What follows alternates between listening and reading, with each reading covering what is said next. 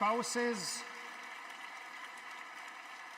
grandparents, and grandchildren home, and will stop the despair in Gaza.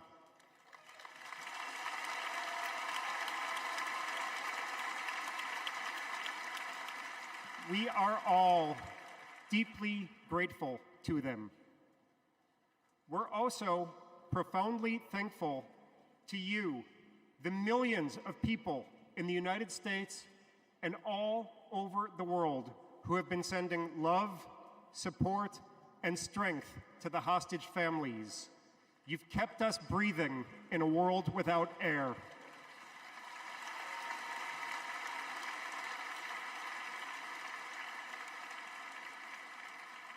There is a surplus of agony on all sides of the tragic conflict in the Middle East. In a competition of pain, there are no winners.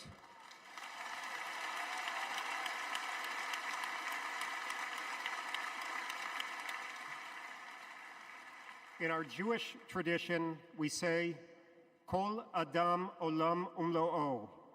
Every person is an entire universe. We must save all these universes.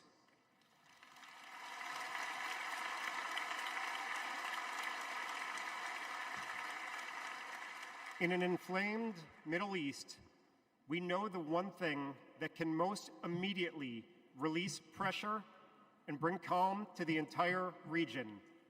A deal that brings this diverse group of 109 hostages home and ends the suffering of the innocent civilians in Gaza.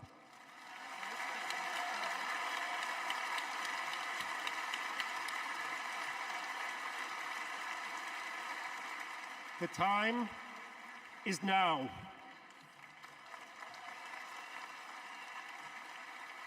Hirsch, if you can hear us, we love you.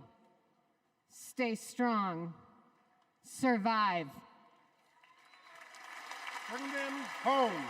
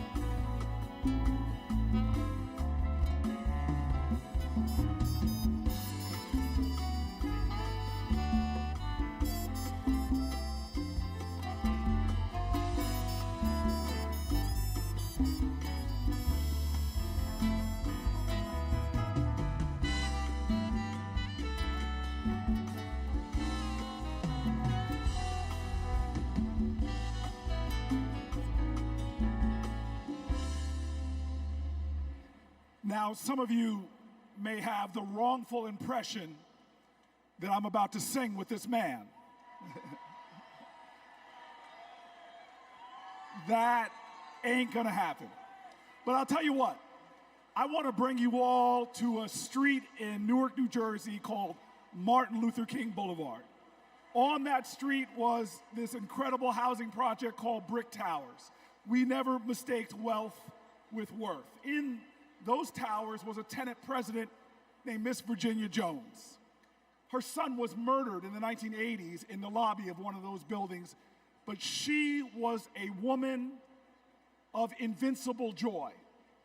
And I'll tell you this, I used to ask her, how are you so joyful? And she would always tell me, as a church woman, she'd say, the joy I have, the world didn't give it to me.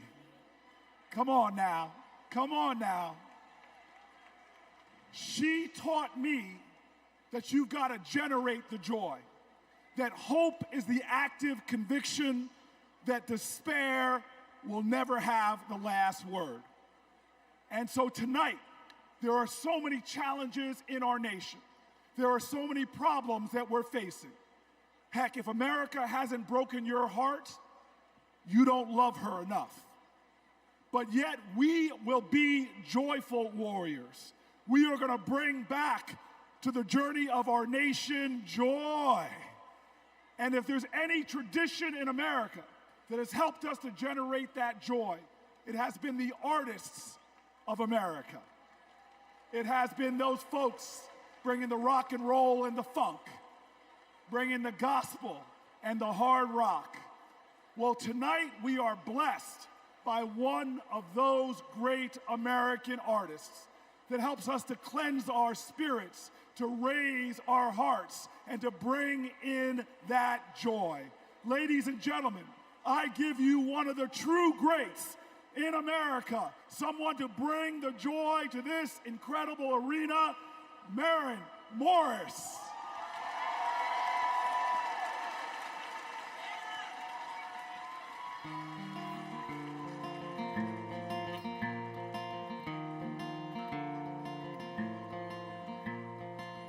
If you don't like it, get the hell out. That's what they yell when I open my mouth. A stick is a stick, a stone is a stone, but who's gonna care if I don't? Who's gonna change if I won't? When time turns this moment to dust, I just hope that I'm proud of the woman I was. When lines of tomorrow are drawn, can I live with the side that I chose to be on? Will we sit on our hands, do nothing about it? Or will we leave this world better than we found it?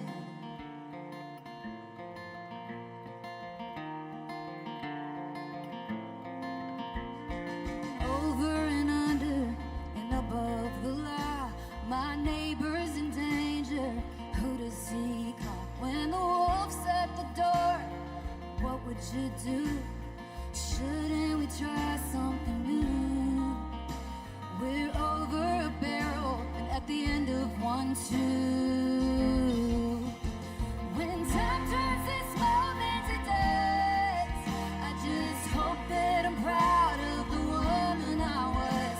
When times of tomorrow are drawn, can I live with the side that I chose to be on? Will we sit on our hands, do nothing about it? Or will we leave this world better than we found it?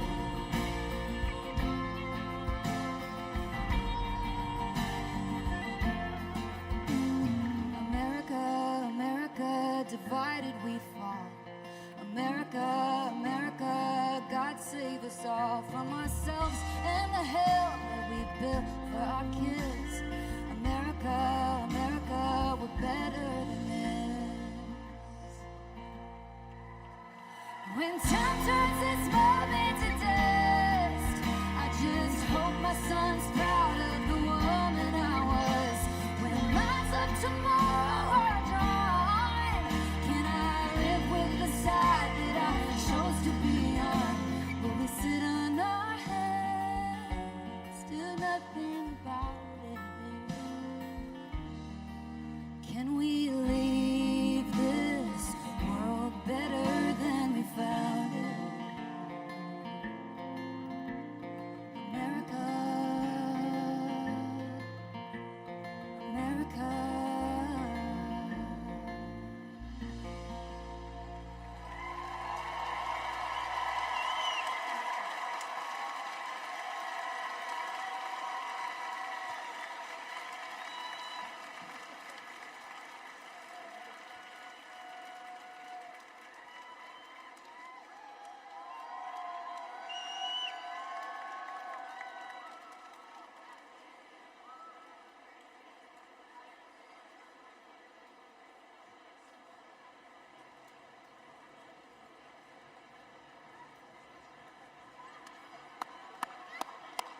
All right, all right. You know what? I'm inspired. Maybe I will sing a song.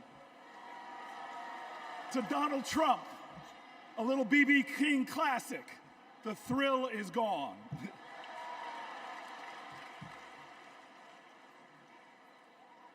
I want you all to know tonight is about joy. American history, our common history, is a testimony to taking on the insurmountable and achieving the impossible. That should bring us joy. Our progress never ever came easy. But in America, we do hard things. We built labor unions and small businesses. We created great public education and world-changing innovation. We nurtured the best athletes and artists humanity has ever seen, and we kept the promise of Medicare and Social Security for our seniors. Look at who we are. Against bigotry and hate, we advanced equal rights for all Americans. Civil rights, workers' rights, LGBTQ rights, reproductive rights, the right to marry who you love, the right to be free. We did all of this in a way that didn't pit American against American. We did this by healing rifts, by bridging divides, by pulling people together. And all the while, we in this nation lived up to our calling and our creed to be a more perfect union, to make this one nation under God a little more indivisible. Now, you all know this. Trump betrays these ideals.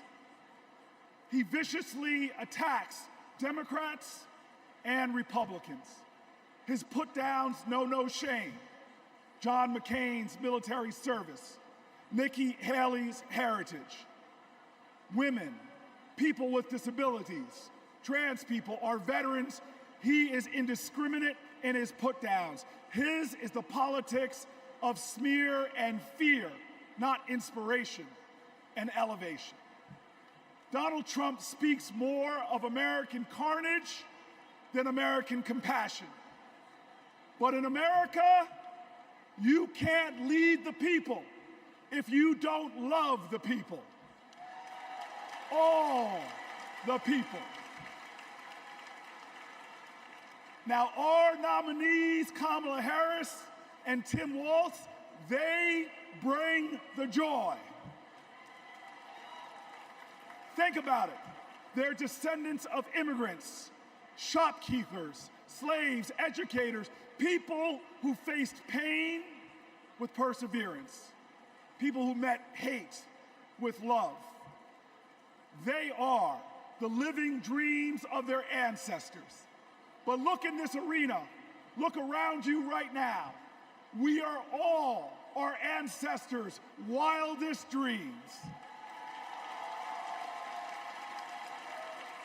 Generations who faced impossible odds and that responded to every one of their challenges with that classic American creed, yes, we can.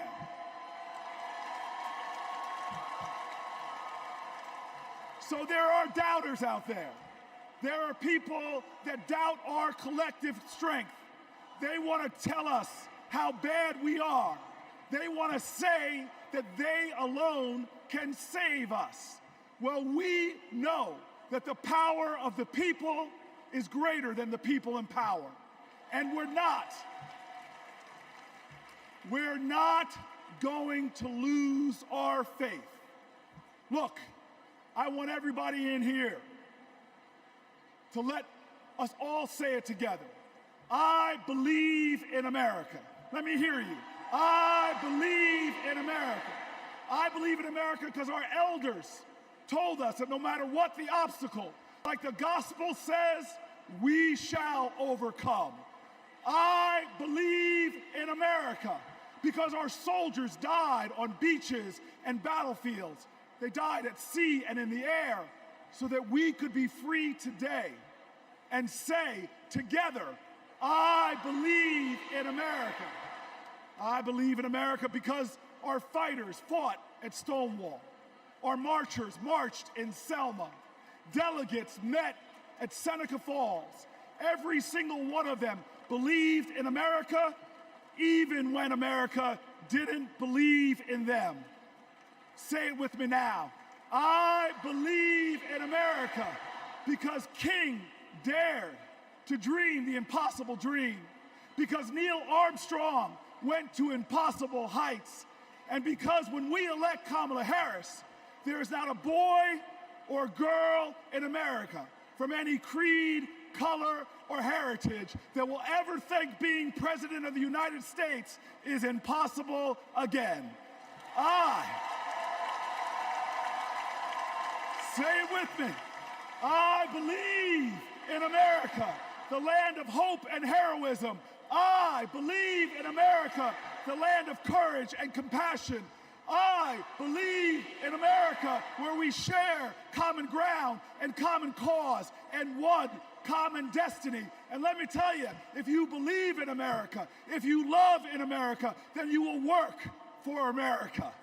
And when we work together, when we stand together, when we organize together, when we vote together, I will tell you this, when we fight, we win.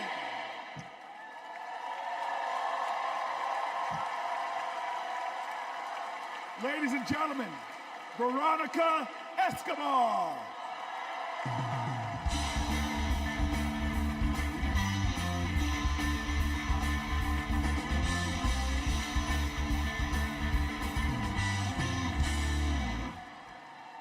Buenas noches. Like countless Texans, I grew up going back and forth across the border from El Paso to Ciudad Juarez.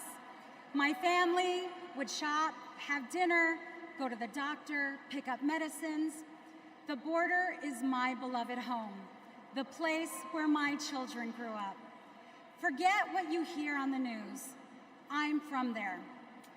When it comes to the border, hear me when I say, you know nothing, Donald Trump. He and his Republican imitators see the border and immigration as a political opportunity to exploit instead of an issue to address. Congress hasn't passed comprehensive immigration reform in nearly 4 decades. The 3 times they tried, Republicans blocked legislation that would have funded border security and created a more humane immigration system. They are not serious people. You know who is serious? Kamala Harris. I met the Vice President when she visited El Paso. I saw firsthand this how she segment is engaged short with and law sweet, but it's enforcement, about a young migrants, lady and named human rights Bison advocates. Awada. She Bison was Awada is a curious. She asked that's her name. questions. She listened, and she didn't care if the cameras were on. Most of all, she recognized that the situation at the border is complicated, as filled with opportunities as it is with challenges. All Republicans have to offer is demonization and bluster. Democrats have solutions. With Kamala Harris as president, we can live up to the promise of America. We can strengthen legal pathways to immigration. We can secure our borders, and we can treat with dignity those who seek a better future within them.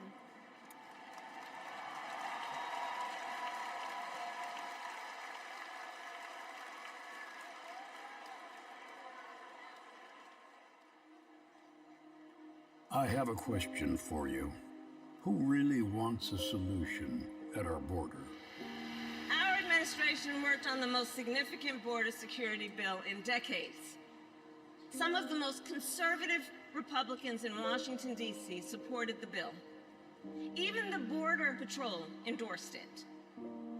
And that bill included thousands of new border agents and personnel, new technology that can detect and stop fentanyl, more judges, and faster asylum processing. For the first time in decades, a chance at a real bipartisan solution. But at the last minute, Trump directed his allies in the Senate to vote it down. They're blaming it on me. I said, that's okay, please blame it on me, please. He tanked the bipartisan deal because he thought it would help him win an election. Which goes to show Donald Trump does not care about border security. He only cares about himself. The real difference is, I was the Attorney General of a border state. In that job, I walked underground tunnels between the United States and Mexico on that border with law enforcement officers. I went after transnational gangs, drug cartels, and human traffickers that came into our country illegally. I prosecuted them in case after case, and I won. So here is my pledge to you. As president, I will bring back the border security bill that Donald Trump killed, and I will sign it into law and show Donald Trump what real leadership looks like.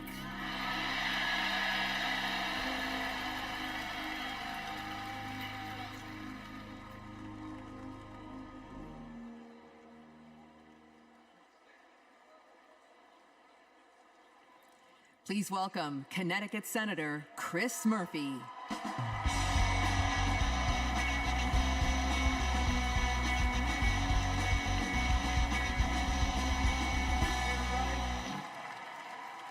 So,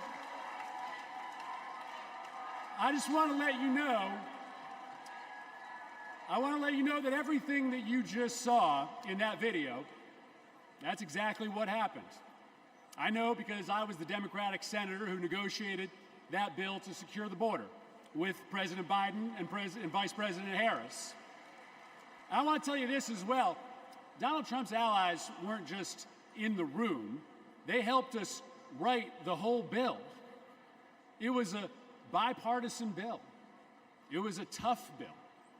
$20 billion in new border security gave the president the emergency power to shut down the border, made compassionate but serious reforms to our asylum system.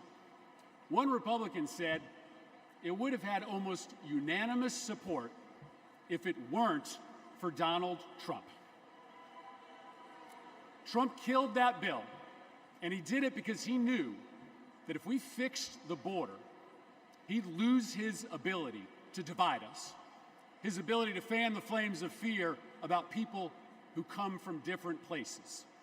Right? You guys know this, right? Hate and division, that's Trump's oxygen. Right? People like Trump and J.D. Vance, they need it to survive in politics. People are saying that they're weird, that they're creepy, and they are weird, they are creepy. But even worse, they're weak.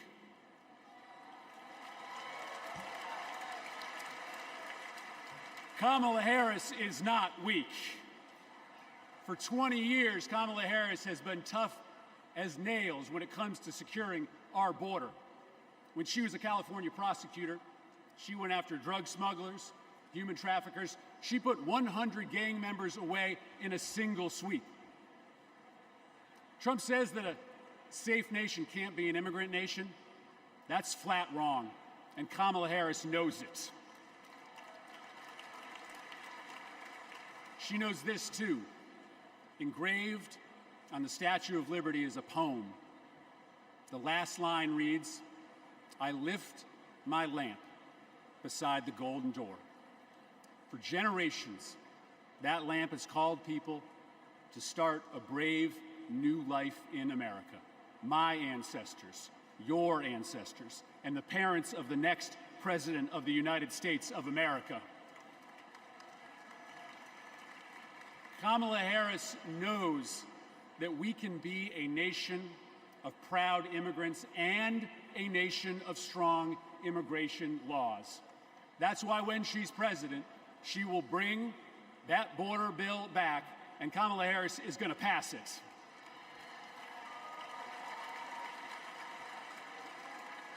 How do I know this? Because in this race, there is only one candidate who has ever been willing to do the worthy, redeeming work of making our country better, of recognizing that we do not have to choose between celebrating our heritage and enforcing our laws, right? The beautiful thing about America is that we can be both. We can be a nation of immigrants who love their country and a nation with a secure border. And there is only one candidate. There is only one candidate who can deliver that vision of America, and it's Kamala Harris. Thank you very much, Democrats.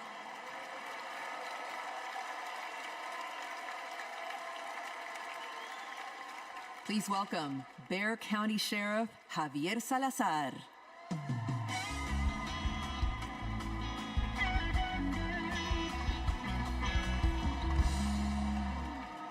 On the other side of the border, the traffickers, they pack migrants into 18-wheelers like cattle, 50, 100 at a time. Then they seal the doors. That's when the 911 calls come. We hear them, desperate, terrified, gasping for air. Now, sometimes we get there in time. Sometimes, despite our best efforts, we can't. When Donald Trump comes down to Texas, stands next to officers in uniforms just like mine, he's not there to help us. Don't think that, not for a second. He is a self-serving man.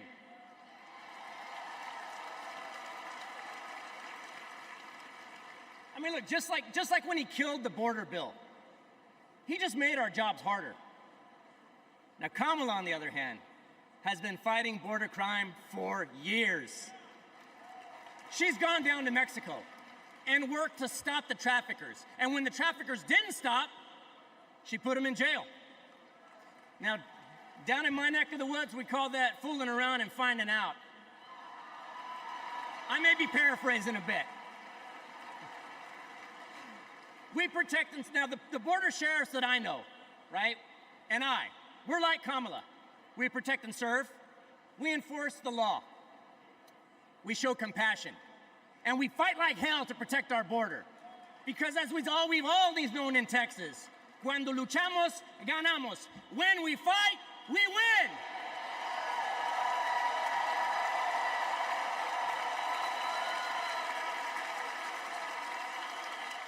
Please welcome California Representative Pete Aguilar.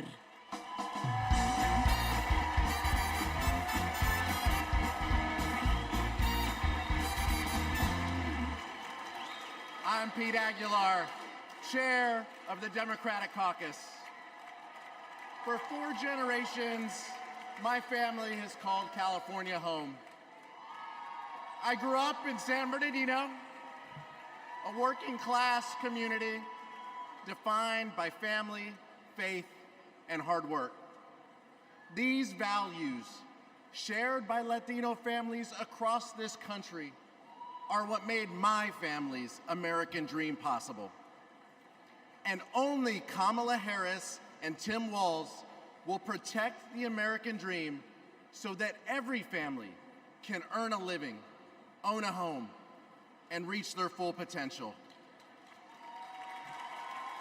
This is a vision for America that Donald Trump will never understand.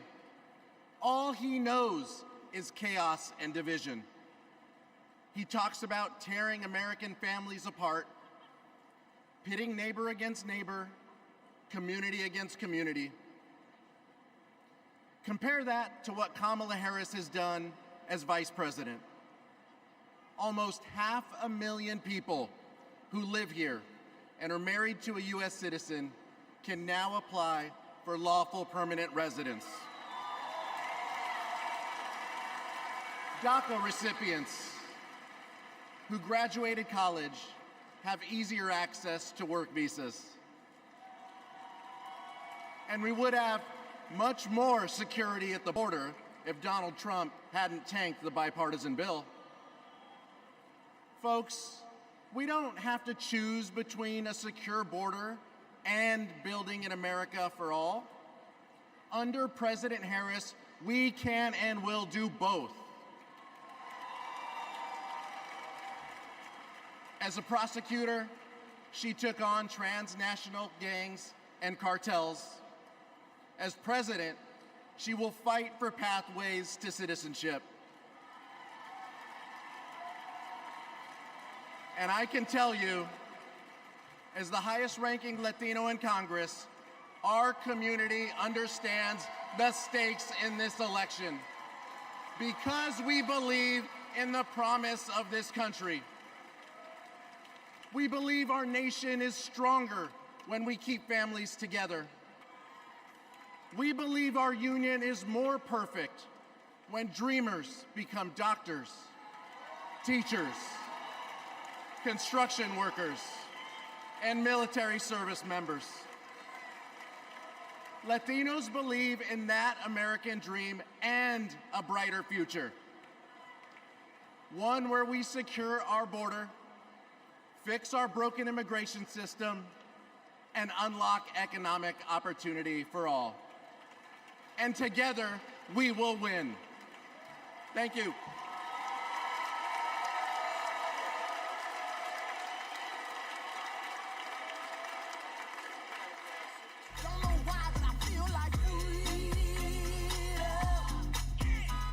I'm a Filipino-Japanese DACA recipient. I am a third-year medical student, and I am a DACA recipient. Thanks to DACA, I've been able to open up my own business and represent clients as a lawyer. So many of my dreams came a little bit closer. It is disheartening to know that the court system may end DACA next year, and to also hear Donald Trump calling for mass deportations. It is time that we recognize dreamers for who they are.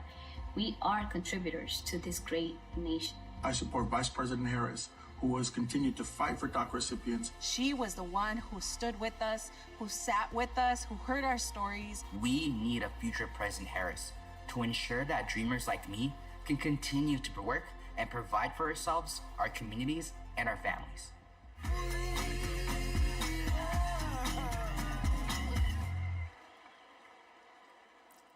Please welcome United States Marine Corps veteran Carlos Eduardo Espina.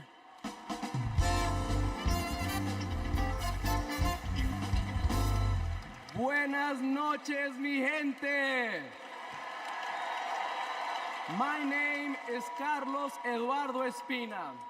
And if 2 decades ago, when my parents immigrated to College Station, Texas, you told them that one day their son would reach 14 million followers on social media, graduate law school, and speak at the Democratic National Convention, they might not believe you. But this is the United States of America, the land of opportunities where anything is possible.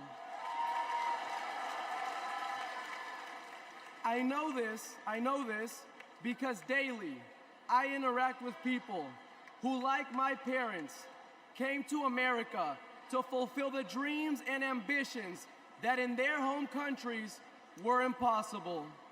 People who work hard, contribute to society, pay taxes because, yes, immigrants pay taxes, and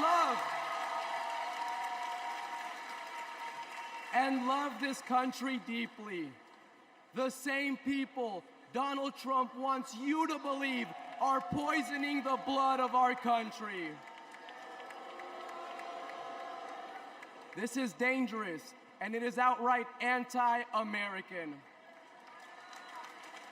Because as Ronald Reagan, a Republican, once said, we lead the world because unique among nations, we draw our people, our strength from every country and every corner of the world. Reagan knew that welcoming immigrants is not a Democratic or a Republican value, it is an American value. To be pro-immigrant is to be pro-America. And that's why Kamala Harris understands this too. And that's why, once elected, she will reject hate and find solutions that make our nation stronger. So let's get her elected. Let's get her elected. And ensure that our country remains a beacon of freedom and opportunity for all. Thank you, God bless you, and God bless the great state of Texas!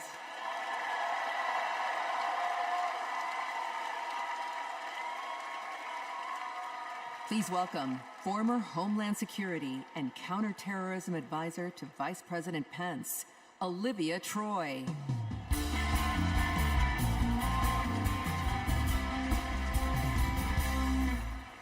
4 years ago, I resigned from the Trump administration. As a Republican who dreamed of working in the White House, it was a hard decision. But as an American, it was the right one. I saw how Donald Trump undermined our intelligence community, our military leaders, and ultimately our democratic process. Now, he's doing it again, lying and laying the groundwork to undermine this election. It's his MO, to sow doubt and division. That's what Trump wants, because it's the only way he wins. And that's what our foreign adversaries want, because it's the only way they win. As a national security expert, y como latina, y hija de una inmigrante mexicana que realizó el sueño americano, being inside Trump's White House was terrifying. But what keeps me up at night is what'll happen if he gets back there. The guardrails are gone. The few adults in the room the first time resigned or were fired. I grew up in the kind of working family that Trump pretends to care about. Conservative, Catholic, Texan. July 4th was our most sacred holiday. Those values made me a Republican. And they're the same values that make me proud to support Kamala Harris. Not because we agree on every issue, but because we agree on the most important issue: protecting our freedom.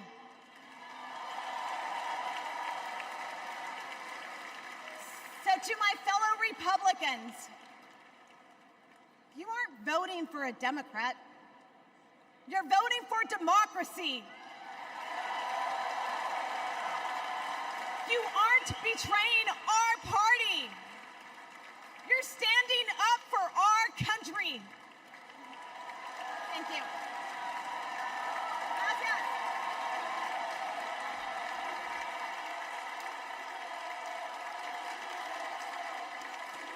Please welcome former Georgia Lieutenant Governor Jeff Duncan.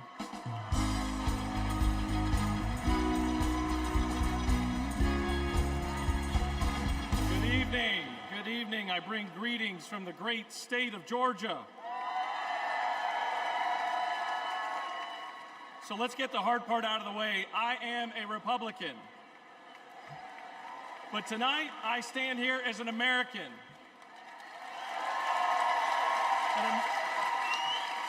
An American that cares more about the future of this country than the future of Donald Trump. My journey started to this podium years ago when I realized Donald Trump was willing to lie, cheat, and steal to try to overturn the 2020 election. I realized Trump was a direct threat to democracy, and his actions disqualified him from ever stepping foot into the Oval Office again.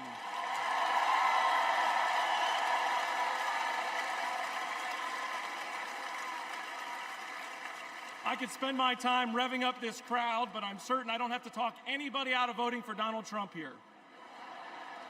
So I'm going to focus my attention on the millions of Republicans and independents that are at home that are sick and tired of making excuses for Donald Trump.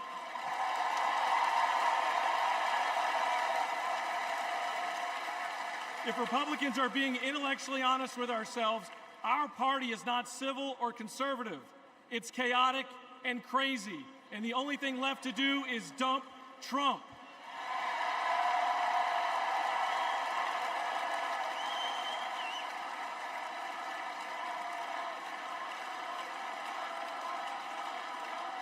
These days, our party acts more like a cult worshiping a felonious thug. Look, you don't have to agree with every policy position of Kamala Harris. I don't. But you do have to recognize her prosecutor mindset that understands right from wrong, good from evil. She's a steady hand and will bring leadership to the White House that Donald Trump could never do. Let me be clear to my Republican friends at home watching. If you vote for Kamala Harris in 2024, you're not a Democrat, you're a patriot.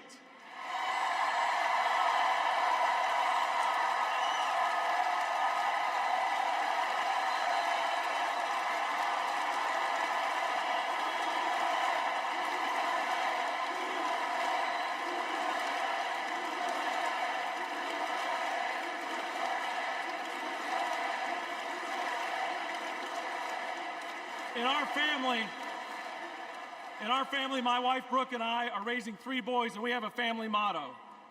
And it says, doing the right thing will never be the wrong thing.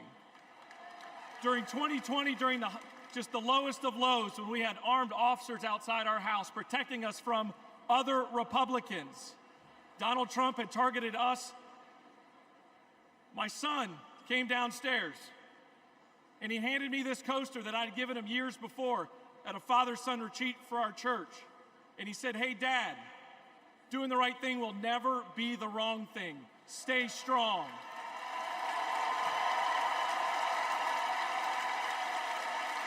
To my fellow Republicans at home that want to pivot back towards policy, empathy, and tone, you know the right thing to do. Now let's have the courage to do it in November. Thank you, and God bless you.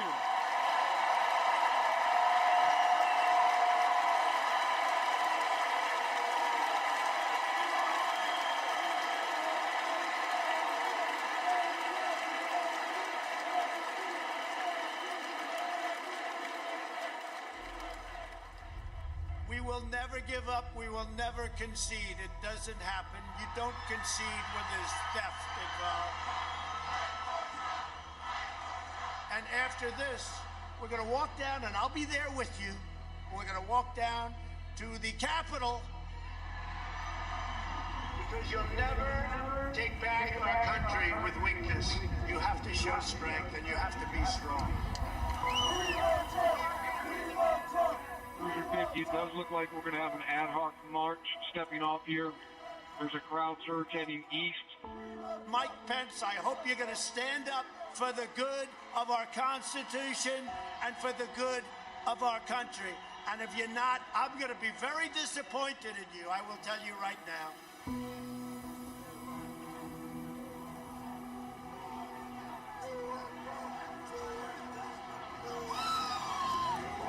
We're going to get riot warning. Your news apparatus here. We're going to get riot warning. We're going to try to get compliance, but this is now effectively a riot.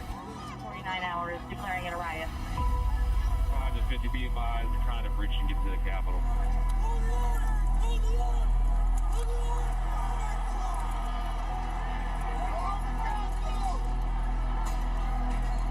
We have a breach of the Capitol! Breach of the Capitol to the upper level! My kids didn't have the courage to do what should have been done to protect our country and our Constitution! Bring out press! Bring out press! Bring out press!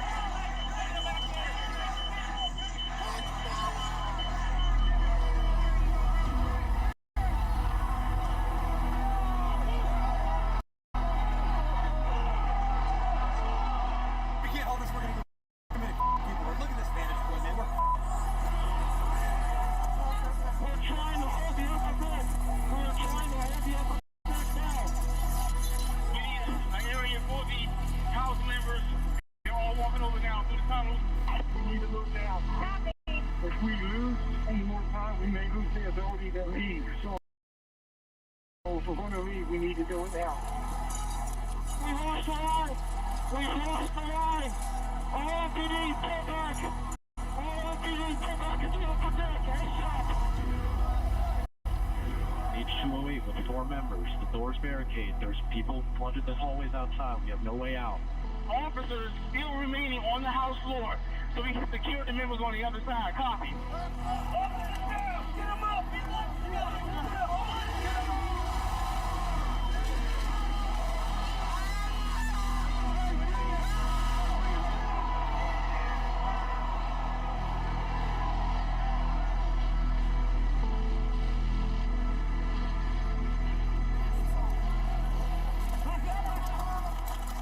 And if I win, I will be looking very, very strongly about pardons. And I mean full pardons with an apology to many, an apology.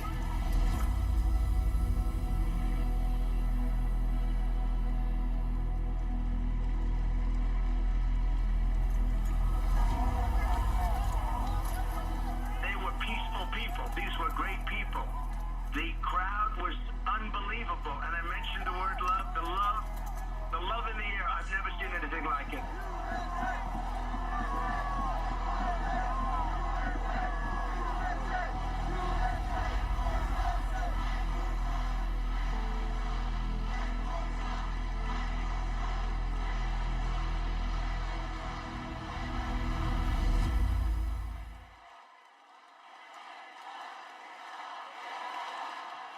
Please welcome Mississippi Representative Benny Thompson.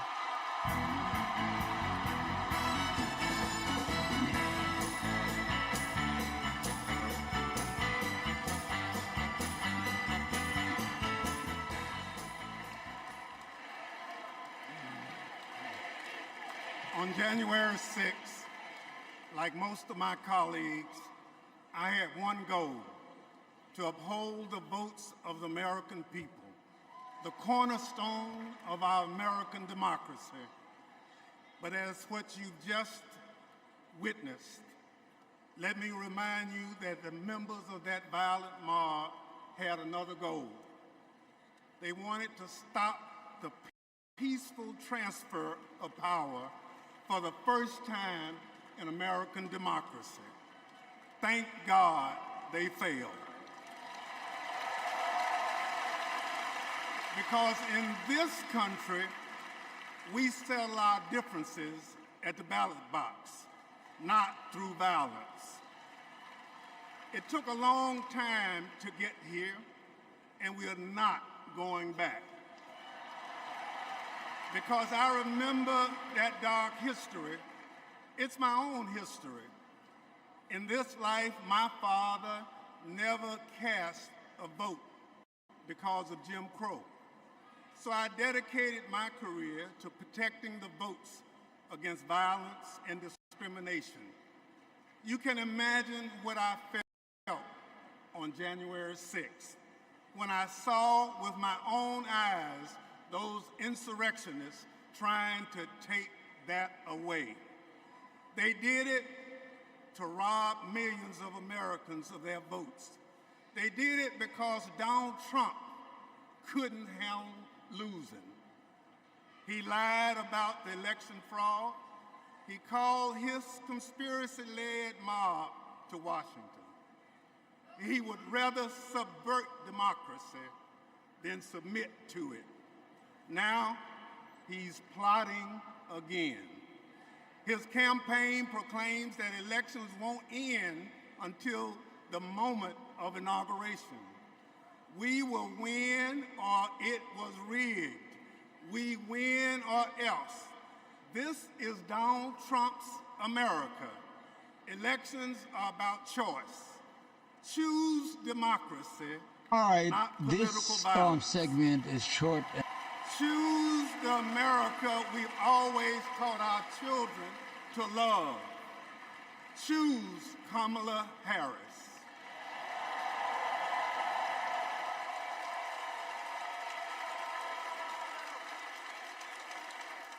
Please welcome former United States Capitol Police Sergeant Aquilino Gonell.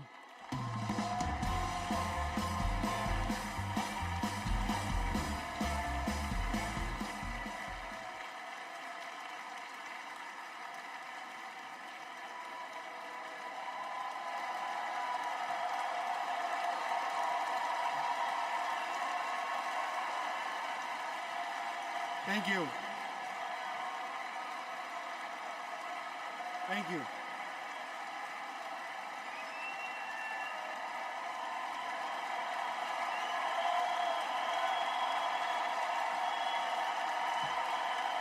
Thank you.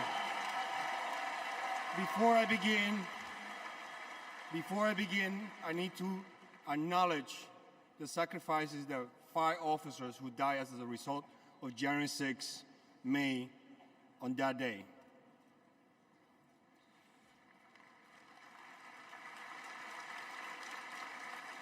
My name is Aquilino Gonell. I immigrated to the U.S. from the Dominican Republic when I was 12. I became an American citizen. I was a sergeant in the U.S. Army and a Capitol Police officer.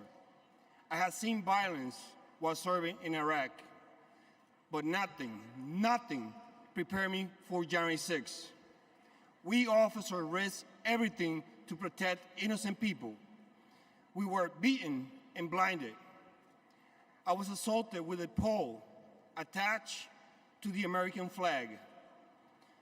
President Trump summoned our attackers and sided with them. He betrayed us. When I joined the Army and Capitol Police, I took an oath to defend the Constitution. I did so with duty in my soul, and I still feel it. To Donald Trump, I ask, why don't you?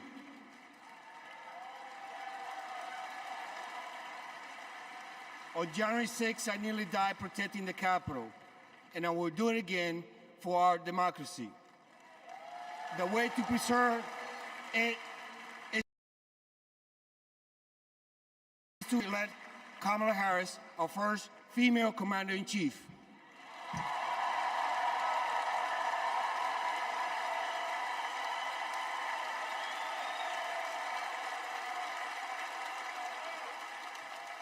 Please welcome New Jersey Representative Andy Kim.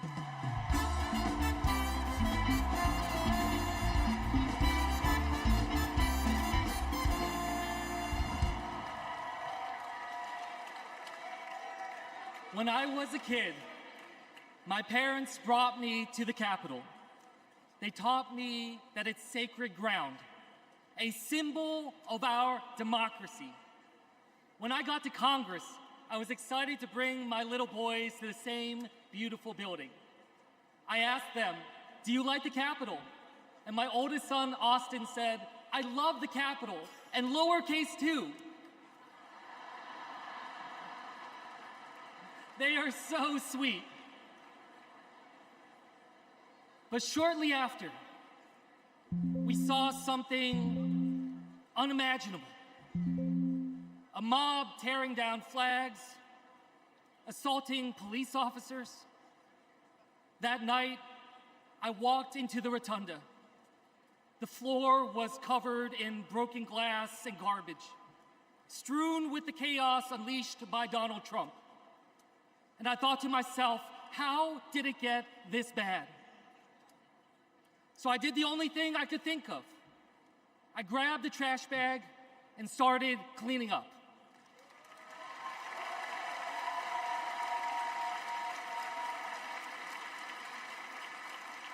What I learned on January 6th is that all of us are caretakers for our great republic. We can heal this country, but only if we try.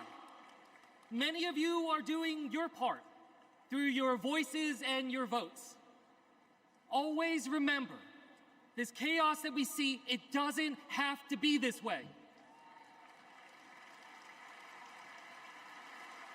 As a father, I refuse to believe that our kids are doomed to grow up in a broken America. There is a hunger right now in this country for a new generation of leadership to step up. Let's choose Kamala Harris and Tim Walz. Let's do this for our kids and our grandkids. Thank you.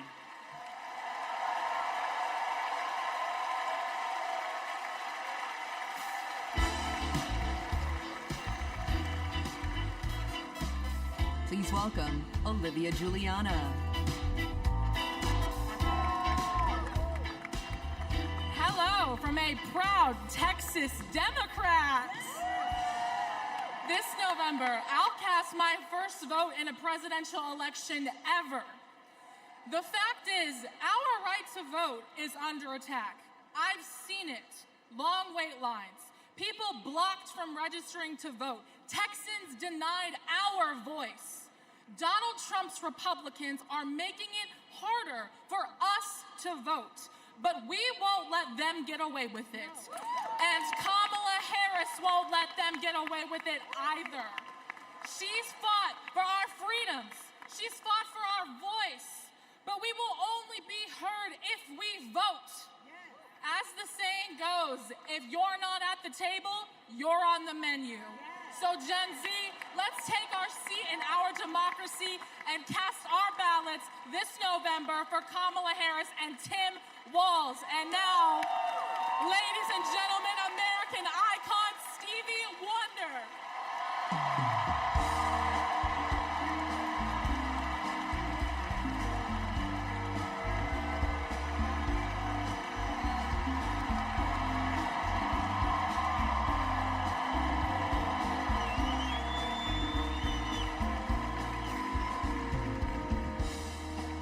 I love you.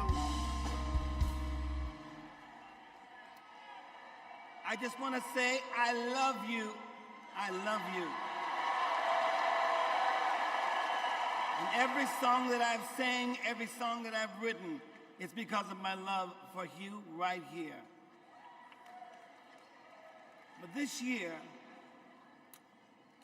I've prayed very hard for peace to come to our world's nations, but also to each one of our hearts. Even though our hearts have been beaten and broken, beyond prayer, I know the importance of action, and now is the time to understand where we are and what it will take to win. Win the broken hearts, win the disenchanted, win the angry spirits. Now is the time.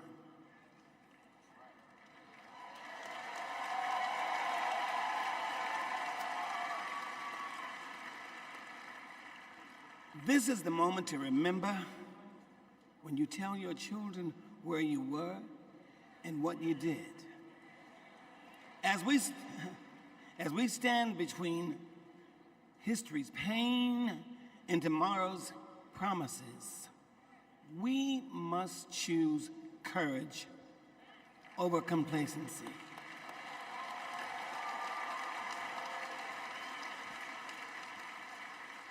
It is time to get up and go vote.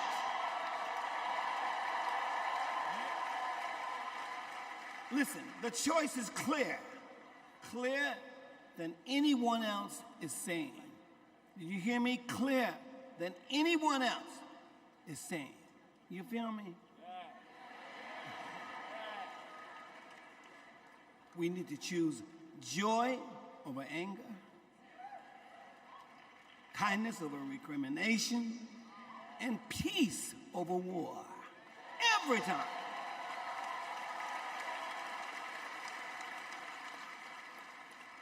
We must choose to be above the ugly words, the hateful anger, and the division those words and anger create. We must keep on keeping on until we truly are a united people of these United States. And then we will reach our higher ground. Are y'all ready? Are y'all ready to reach a higher ground? Are you ready to reach our higher ground? Tell me. I want to hear you again. Are you ready? Are we ready? Because you know we need Kamala Harris. Yes, we do. And we need a great man, as we do have, as a future vice president. You know that. So you know what? I'm depending on you to do, as Spike Lee would say, the right thing. Are y'all ready? Are y'all ready? Are you ready? Mosky, are you ready? I'm ready, Steve. Kansas, are you ready? All right, we need everybody. Clap your hands like this. Everybody clap your hands. Clap, clap, clap, clap. Now somebody scream.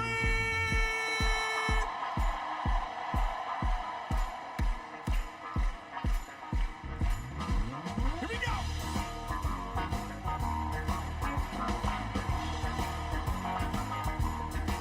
Are y'all ready?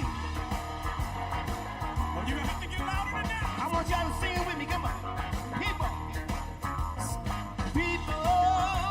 You sing. Keep on lying.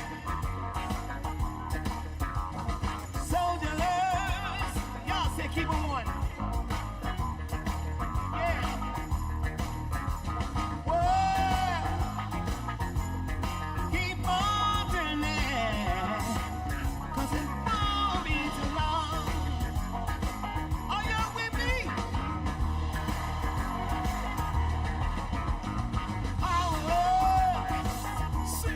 Keep on lying. While your people keep on dying. Whoa. Keep on turning. 'Cause it won't be too long. Oh, yeah. So done when you let me try it again. It's the last time I've ever let my home. So swimming right over then I'm gonna keep on swimming till I reach my high ground. Till I reach my high ground. Oh no. No one's gonna make me now. All right. Till I reach the highest ground.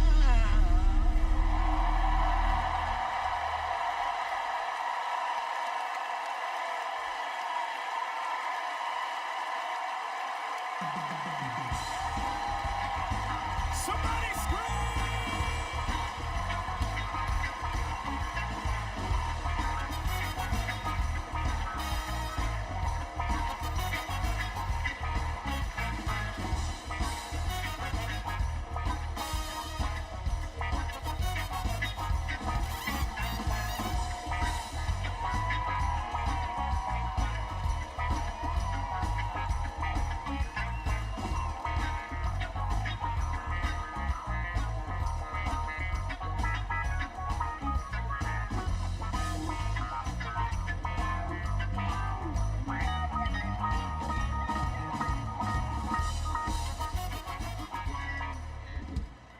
Wow.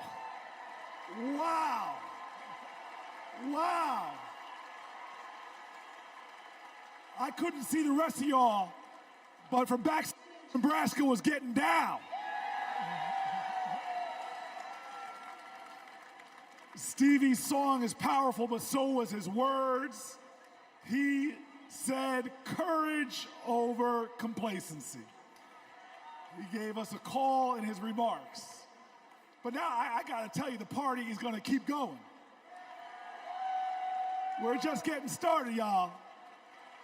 And this is a segment that I am very, very excited about, because it might be Wednesday night and we might be in Chicago, but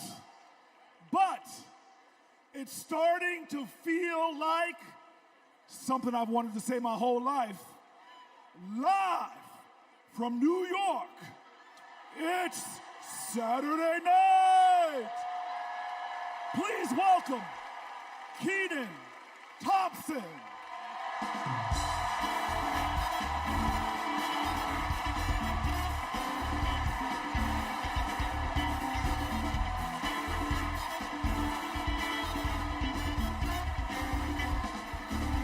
All right. What's up, DNC? All right.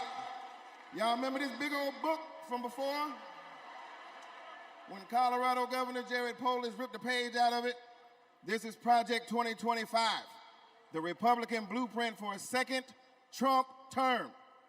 It is boo. It is a real document that you can read for yourself at kamalaharris.com/Project 2025. You ever seen a document that could kill a small animal and democracy at the same time? Here it is. You know how when you download an app and there are hundreds of pages there that you don't read, it's just the terms and conditions, and you just click agree, right? Well, these are the terms and conditions of a second Trump presidency. You vote for him, you vote for all of this. Let's take a look. All right, do we got Matt here with us tonight? Is Matt here? Hey, there he is. Matt, how are you, sir? All right, Matt. Now, Matt, I understand that you work as an AV tech in Nevada, and you make a decent hourly wage, is that right? Oh, I don't know if we can hear Matt. Can we hear Matt? So who's gonna fix it? Keep speaking, Matt, till we can hear you. Okay, that's good. I guess we're gonna move on from Matt. And this is Becky. Becky, can we hear you? Hi, Kenan. It's great to be here. Thank you. All right, good. Now, Becky, you're married, correct? I am. Me and my wife have been together for about 8 years. Oh, that's amazing. Very, very cute. Thanks. But I have got some bad news for you. I hate that. On page 584, Project 2025 calls for the elimination of protections for LGBTQ plus Americans.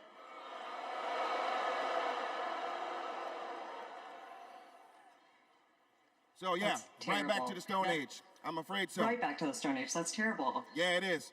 Thank you, Becky, for being here and making that wonderful point.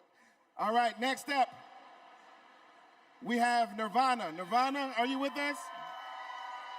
And your people are with us as well? All right, good.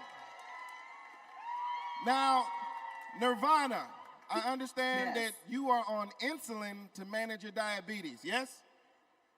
Yes, and thanks to President Biden and Vice President Harris, I only pay $35 a month for my insulin. That is great. That is great. But on page 465, Project 2025 calls for millions of people like yourself to pay more for prescription drugs like insulin. Why? Why? Well, I guess maybe to help Big Pharma make more money that they can donate to Republican politicians, I assume. Yeah, that makes sense. Yes, unfortunately, it does make sense. All right, let's talk to Anita. Anita, are you there? Yes. Hello, Anita. Hello. And Anita, what do you do for a living? I'm an OBGYN who delivers babies and does surgery.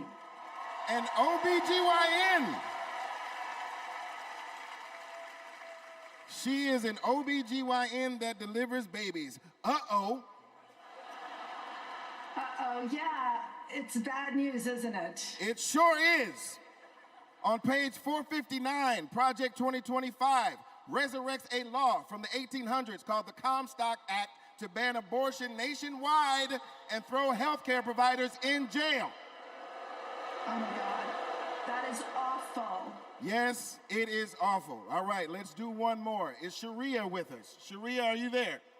Hey, Keenan, I'm here. Yes, Sharia, I love it. All right, let's talk to you. I understand that you work for the federal government? Yes, sir. I'm in the United States Department of Education. I'm a proud civil servant and a proud union president. She works for the Department of Education and she's a proud civil servant. Well,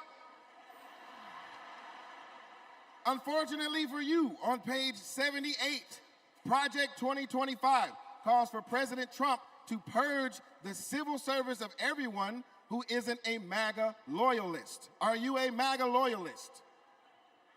Now, Keenan, absolutely not. I'm just asking. I mean, you might as well be, because also page 319 calls for the complete elimination of the Department of Education.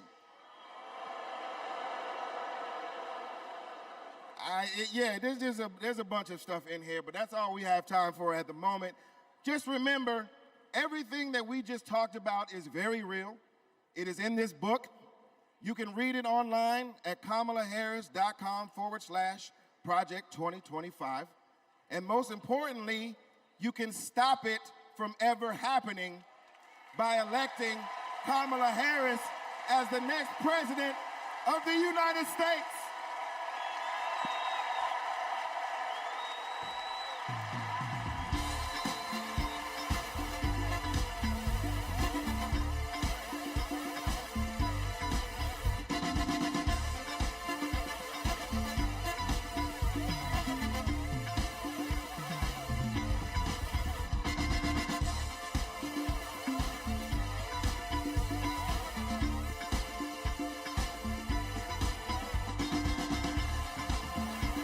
Please welcome award-winning producer and writer, Mindy Kaling.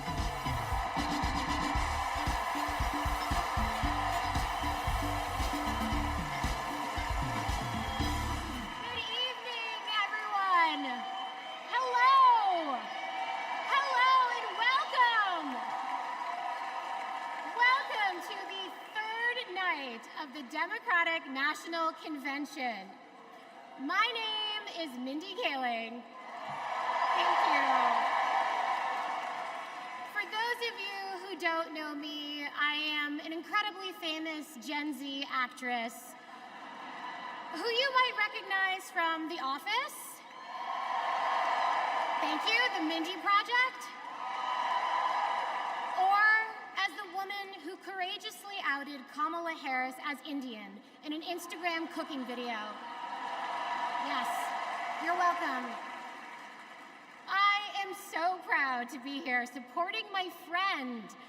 But the real reason I am here is that deep down, I truly believe that as a woman of color and as a single mother of three, it is incredibly important that I be appointed ambassador to Italy. That's how this works, right? That's like why I'm here. I've never been, I'm dying to go. And guys, I just really need a break. I know it's not the priority tonight, but just think about it. I am actually here because I have known the Vice President for a long time, and I want to tell you a story about one of the first times I ever met her. She wasn't Madam Vice President then. She was my senator, and we were filming a video where she came to my home to cook dosas, a South Indian dish. Yes, it's not every day that a senator comes over, and I was pretty nervous. But when she arrived, we immediately hit it off. We talked about the love we have for our moms, who had both passed away from cancer. Both of our mothers were immigrants from India who came to America and committed their lives to serving others. My mother, Swati, became an OBGYN. Thank you. Kamala's mother,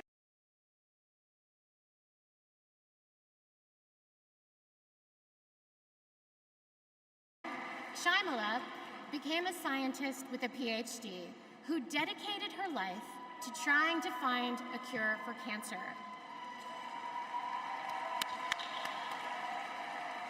And after speaking to Kamala, it was clear to me that Shyamala had passed down the same optimism and fearlessness to her daughter.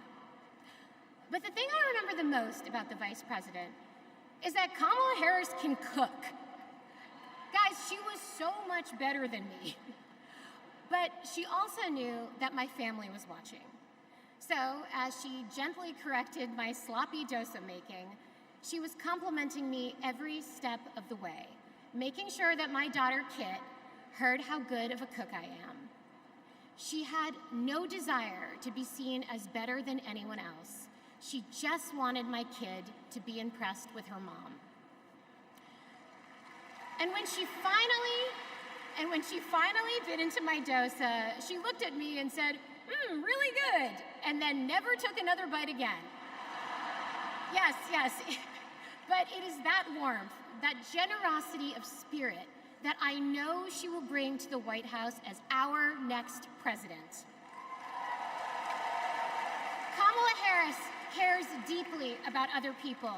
She will fight to protect our freedoms, because those are the values that her mother passed down to her. But in order to protect those freedoms, Democrats also need to win the House. So we have a lot to do, and please welcome to the stage your next Speaker of the House, Hakeem Jeffries.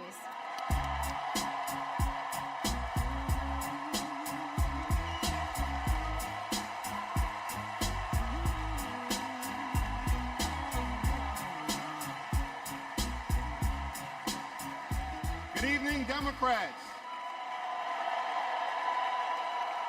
It's a high honor and a distinct privilege as a Brooklynite, New Yorker, and as an American to stand before you today and unequivocally express my support for Kamala Harris and Tim Walz to be the next President and Vice President of the United States of America. Over the last few years, House Democrats have been hard at work, and we could not have asked for a better leader to partner with than President Joseph Robinette Biden, who will go down as one of the most consequential presidents of all time. Last month, President Biden selflessly passed the torch to Vice President Kamala Harris, who is ready, willing, and able to fight for the people.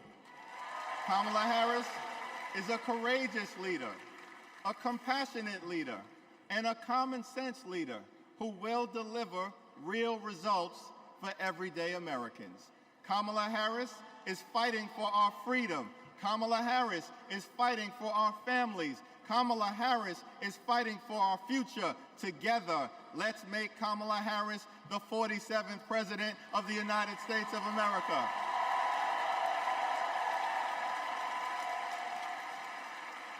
In our great country, when you work hard and play by the rules, you deserve to earn a living wage. You deserve to have an affordable place to call home. You deserve to educate your children in a great public school that is free from gun violence. And you deserve high-quality, affordable health care, and you deserve the chance to one day retire with grace and with dignity. But for far too many people in our great country, they are struggling to live paycheck to paycheck. And as a result, the American dream is out of reach. Here's the thing. Extreme MAGA Republicans don't care about everyday Americans. They only care about themselves. Our approach, led by Kamala Harris and Coach Walz, is very different. We care about you, the American people. And we will fight hard to make sure that the American dream is alive and well in every single community. Now, the road ahead will not be easy, which brings me to you-know-who. Donald Trump is like an old boyfriend who you broke up with, but he just won't go away. He has spent the last 4 years spinning the block, trying to get back into a relationship with the American people. Bro, we broke up with you for a reason.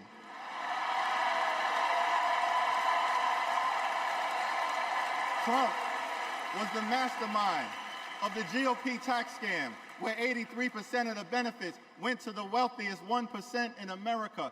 Trump failed our country during the COVID-19 pandemic. Trump is a chaos agent who is focused on himself, not the American people. Trump tried to destroy our democracy by lying about the election and inciting a violent mob to attack the Capitol. Trump put 3 extreme justices on the Supreme Court who destroyed Roe v. Wade. We broke up with you for a reason. Donald Trump can spin the block all he wants, but there's no reason for us to ever get back together. Been there, done that, we're not going back.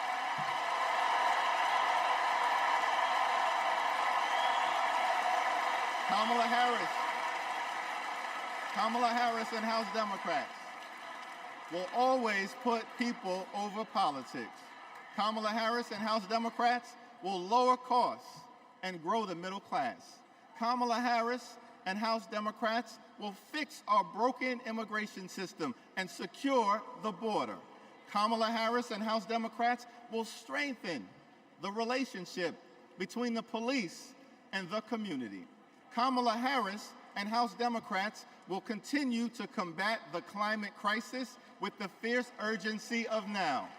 Kamala Harris and House Democrats will protect Social Security, protect Medicare, protect Medicaid, protect the Affordable Care Act, protect working families, protect small businesses, protect the middle class, protect free enterprise, protect our children, protect our seniors, protect our veterans, protect our unions, protect our dreamers, and always protect a woman's freedom to make her own reproductive health care decisions.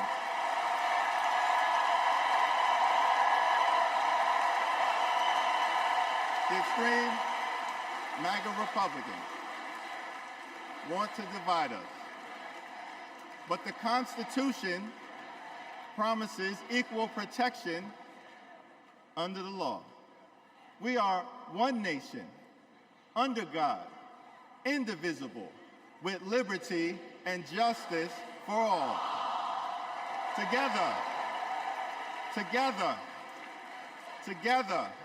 let's build a brighter future for our children and our grandchildren.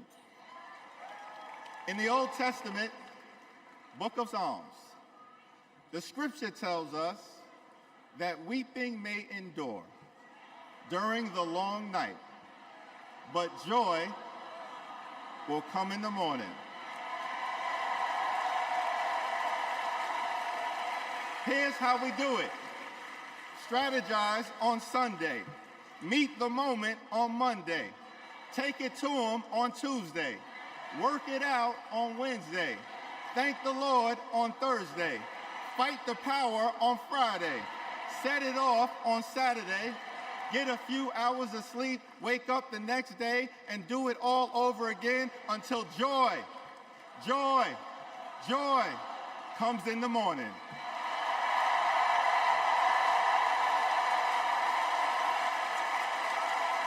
Now there's only 76 days left. There are only 76 days left. We must continue to speak up. We must continue to show up. We must continue to stand up, not as Democrats or Republicans, but as Americans. And when we do, nothing can stop Kamala Harris from becoming the 47th President of the United States of America. Nothing can stop House Democrats from taking back the majority. Nothing can stop the American people from continuing our march toward a more perfect union. Nothing can stop us. We're all the way up. God bless you. God bless Kamala Harris. May God bless the United States of America.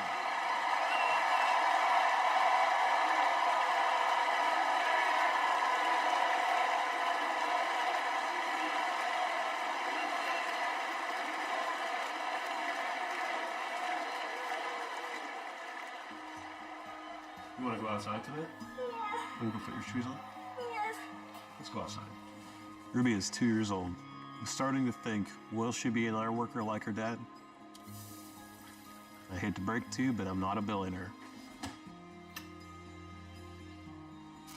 Donald Trump talked a big game about bringing jobs back to America, but it was all talk, like Foxconn. This is the 8th wonder of the world. Foxconn, by most estimates, has not even come close to meeting expectations. This whole project was a scam. He is not looking out for the residents. He's looking out for himself. You know what Trump delivered? $2 trillion in tax cuts focused on his billionaire buddies and big corporations. You're rich as hell. It makes me angry. Billionaires don't pay their share of the load. And he wants to do that again. Trump talked a massive game about infrastructure. What a joke. We call it Infrastructure Week. Infrastructure is the easiest of all. We're going to get this infrastructure going. Trump was too incompetent to get it done. Who's he looking out for? Not us, not my family. You know who got it done? Joe Biden and Kamala Harris. Biggest infrastructure package in history. Infrastructure is just a fancy word for jobs. Not just union workers, but for everyone. Small businesses are booming. Communities are starting to thrive again. I wish it was faster. The prices are easing. Kamala Harris helped deliver the largest job growth in American history. Wages are higher. Manufacturing is booming. We're building roads, bridges, airports again. That's a fact. And we have healthcare. When our middle class is strong, America is strong. Kamala's goal is to rebuild the middle class for families like mine.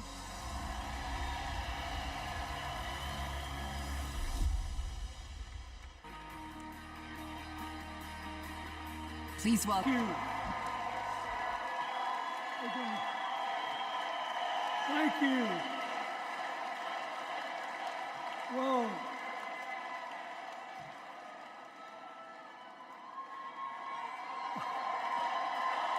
Let me ask you something.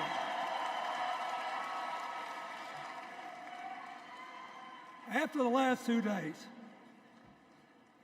aren't you proud to be a Democrat? And I am very grateful to the Republicans and independents that have joined us, have been up here on the stage. And I hope they feel better about it now.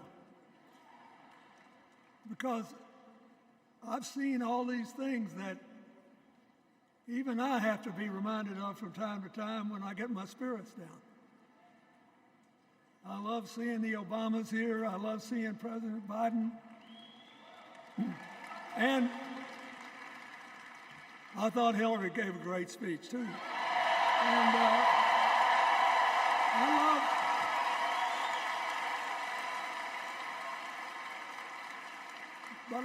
I love seeing all these young leaders. A bunch of them are coming up after me. They look better, they sound better, and they'll be exciting. I do want to say one word about President Biden. Remember, he had an improbable turn that made him president. And we were in the middle of a pandemic and an economic crash. He healed our sick and put the rest of us back to work. And he strengthened our alliances for peace and security. He stood up for Ukraine. He's trying desperately to get a ceasefire in the Middle East.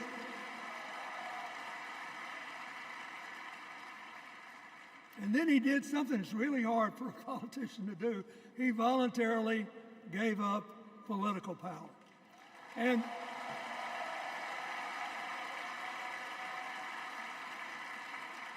George Washington knew that, and he did it. And he set the standard for us serving 2 terms before it was mandatory. It helped his legacy, and it will enhance Joe Biden's legacy. And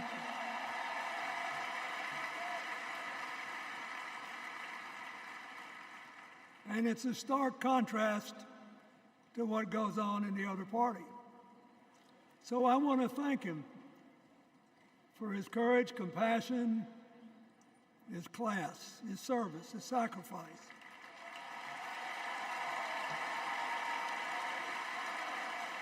Joe Biden, thank you. And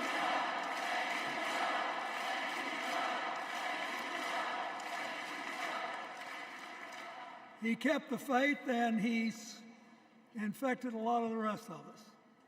Now let's cut to the chase. I am too old to gild the lily. 2 days ago, I turned 78, the oldest man in my family of 4 generations. And the only personal vanity I want to assert is I'm still younger than Donald Trump.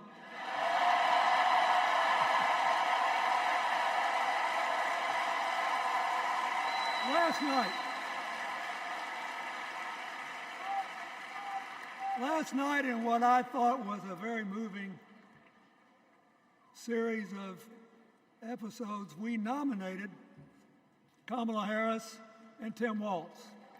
And just think about that. 2 leaders with all-American but still improbable life stories. It could only happen here. Their careers, after all, started in community courtrooms and classrooms. 2 leaders who spent a lifetime getting the good job done. Now, one of the things that I've noticed over my increasingly long life is that a presidential election is unique in several ways. First of all, it's the greatest job interview for the greatest job in the world. Secondly, the Constitution says we, the people, get to do the hiring. And the third thing is that every 4 years, we get to change the requirements for the job. So here's what I'm thinking, because I try to apply this in every election. Will this president take us backward or forward? Will this president give our kids a brighter future? Depends. Will this president bring us together or tear us apart? Will the president increase the peace, security, and stability and freedom that we enjoy and extend it to others as we can? We, the people, we have to make a decision about these kind of questions. And every 4 years, it's a little different because the people come at the candidates, and they say, as they're saying now, here are our problems, solve them. Here are our opportunities, seize them. Here are our fears, ease them. Here are our dreams, help them come true.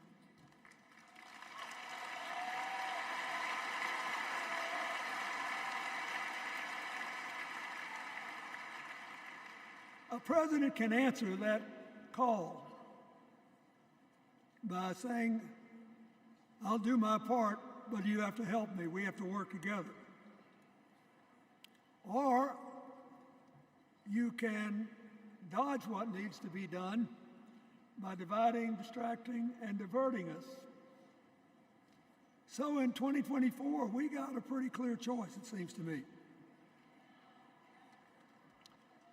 Kamala Harris for the people,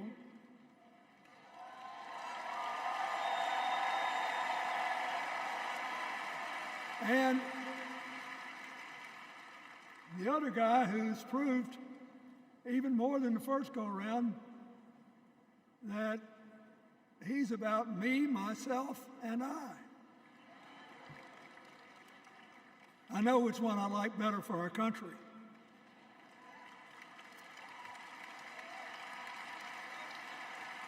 Kamala Harris will work to solve our problems, seize our opportunities, ease our fears, and make sure every single American, however they vote, has a chance to chase their dreams. You know, when she was young, she worked at McDonald's. And she greeted every person with that 1,000-watt smile and said, how can I help you? Now she's at the pinnacle of power and she's still asking, how can I help you? I'll be so happy when she actually enters the White House as president, because she will break my record as the president who spent the most time at McDonald's.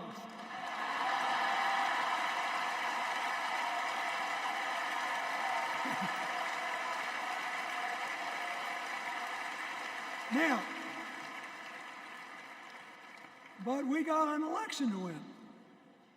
And remember, we've got a guy that's pretty good at what he does. Donald Trump has been a paragon of consistency. He's still dividing, he's still blaming, he's still belittling other people. He creates chaos, and then he sort of curates it as if it were precious art. Let me say, not a single day goes by, even though I've been gone for well over 23 years from the White House, not a day goes by that I don't thank the Lord for the chance I had to serve and what it meant. And one of the reasons, thank you. Wait.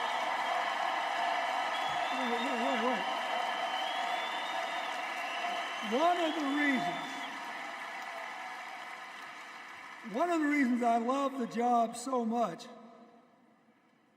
is that in the toughest times, even on the darkest days, if you tried hard enough, there was always something good you could do for somebody else. Now,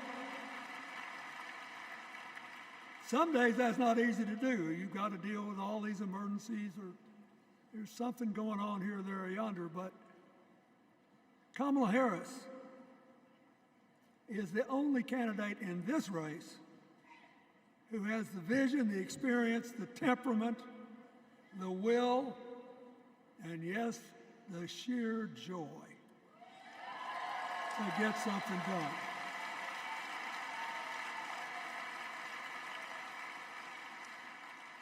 I mean, look, what does her opponent do with his voice? He mostly talks about himself, right?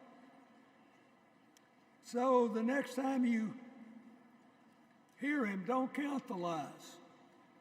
Count the eyes.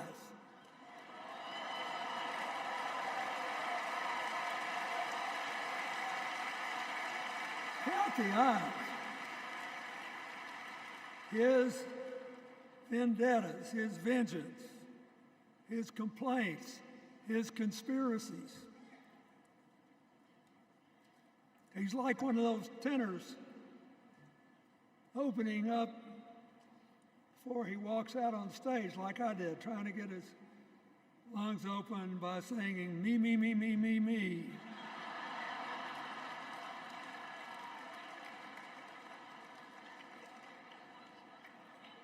When Kamala Harris is president, every day will begin with you, you, you, you.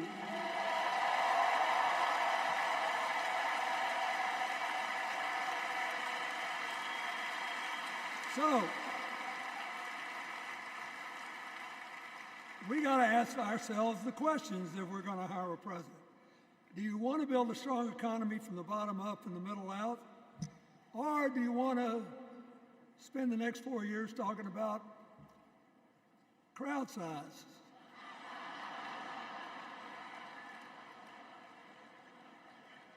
You're going to have a hard time believing this, but so help me, I triple-checked it.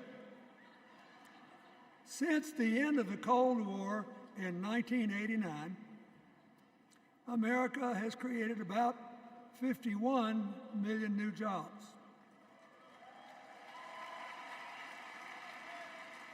I swear I checked this 3 times. Even I couldn't believe it. What's the score? Democrats 50, Republicans 1.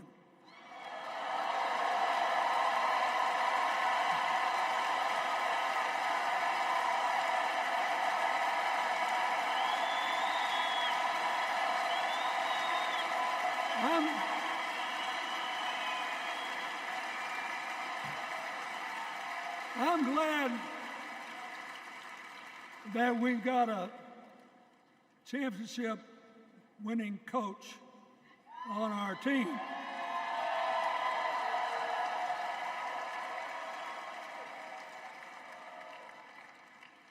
But even the most limited of us in what we know about football or any other sport knows that if you're got 50 and the other side's got 1, you're ahead.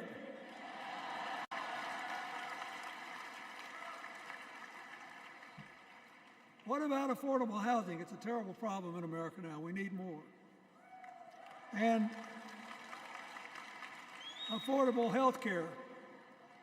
That's why the Democrats put a limit on monthly payments for insulin and a $2,000 a year out-of-pocket limit. And are trying to cover more drugs by bargaining for prices. We need more financing for small businesses. We need still to strengthen our alliances.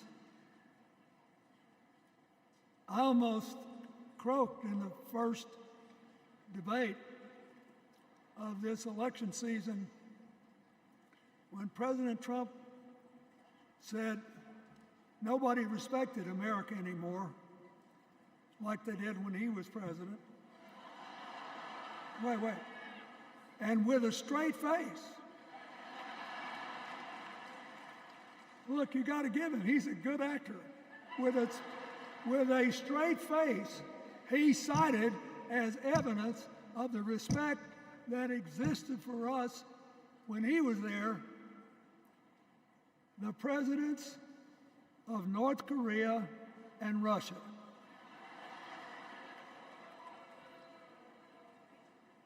I'd rather have the people who respect us now. And one of the things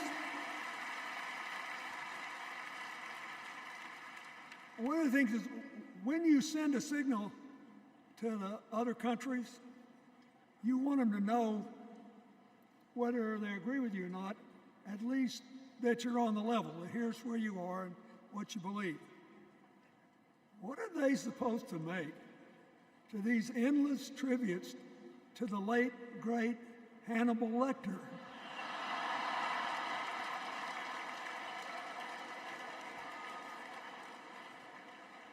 I mean, President Obama once gave me the great honor of saying I was the explainer-in-chief. Folks, I've thought and thought about it, and I don't know what to say.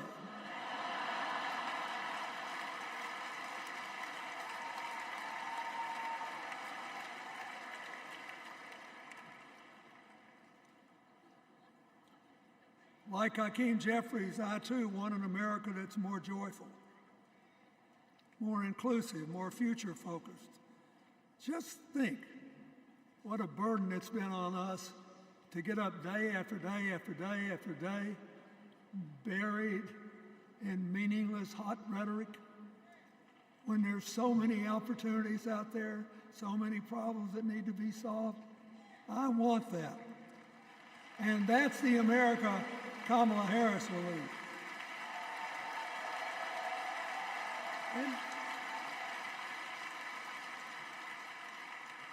she's already made her first presidential decision, and she knocked it out of the park when she asked Governor Tim Walz to be her nominee for vice president.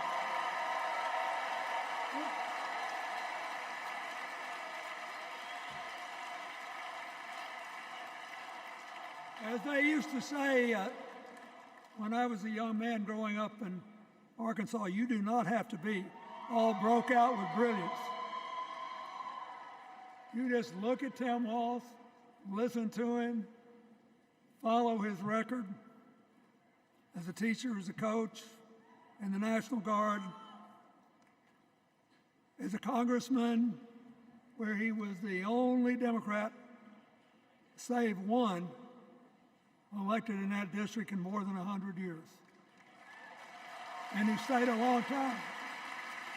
And then he became a great governor. And by all accounts, he was a crack shot who had the courage among his rural constituents to say, we do not need these assault weapons available to people who can kill our kids in school.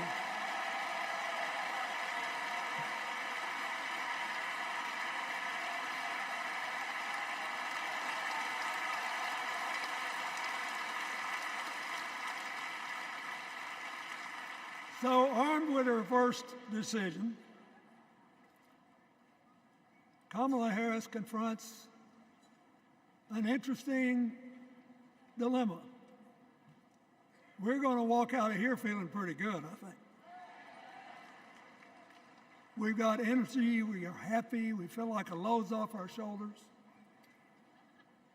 And we know we're just being asked to fight the same fight that the forces of progress have had to fight for 250 years.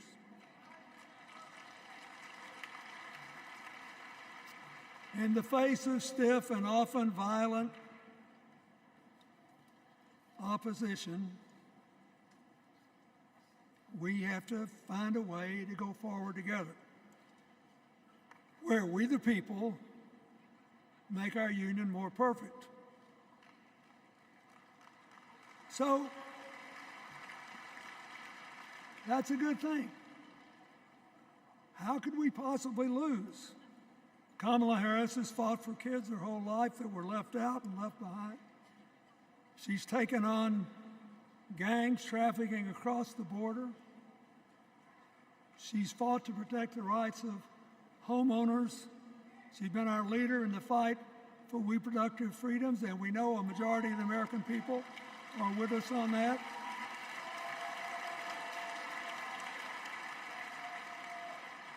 And she's gained an invaluable amount of experience as vice president, advancing our values and interests around the world. She's already said she's going to work really hard to make sure that no American working full-time lives in poverty or has to worry about their children living in poverty. She says that we got to make home ownership an achievable dream for everyone, not just a privilege. She said that and this meant a lot to me, that she would protect everybody's right to vote, whether or not they voted for her. They were citizens and they deserved the right to vote.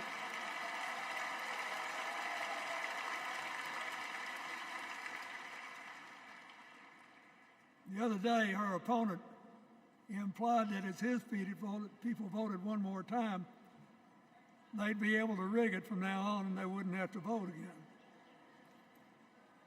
You think they're kidding, but I know a lot of these folks, and most of them are really good people, but some of them think that they are bound to dominate America politically, economically, and socially, and they have to use politics to do it, and they should rig the system. I don't believe that. And so here's what I want to tell you.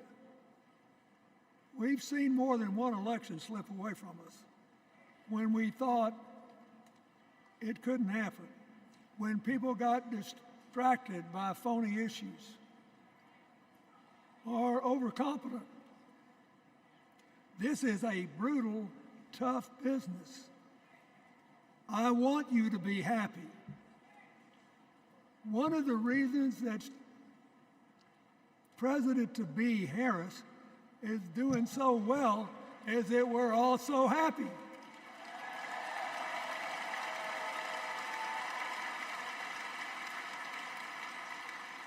But you should never underestimate your adversary. And these people are really good at distracting us, at triggering doubt, at triggering buyer's remorse.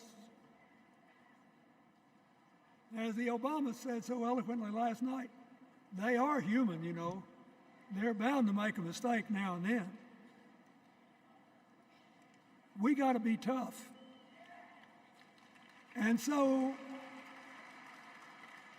as somebody who spends a lot of time in small towns and rural areas in New York and Arkansas and other places,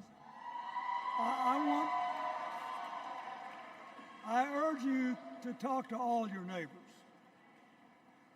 I urge you to meet people where they are. I urge you not to demean them, but not to pretend you don't disagree with them if you do. Treat them with respect, just the way you'd like them to treat you.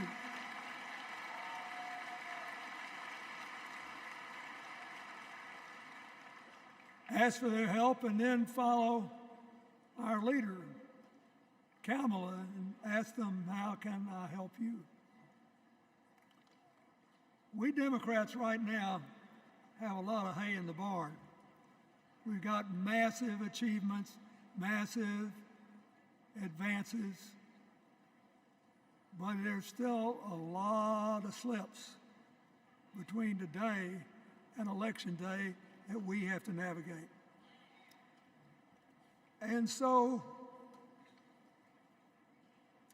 I want to say this from the bottom of my heart. I have no idea how many more of these I'll be able to come to.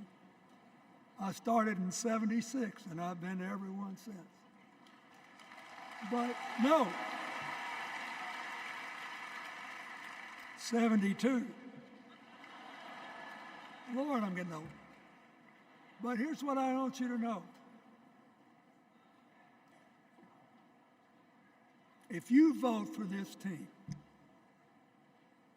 if you can get them elected and let them bring in this breath of fresh air, you will be proud of it for the rest of your life. Your children will be proud of it. Your grandchildren will be proud of it.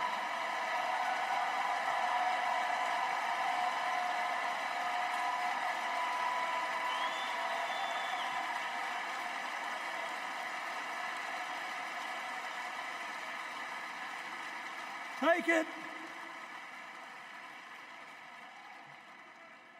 from a man who once had the honor to be called in this convention the man from hope. We need Kamala Harris, the president of joy, to lead us. So,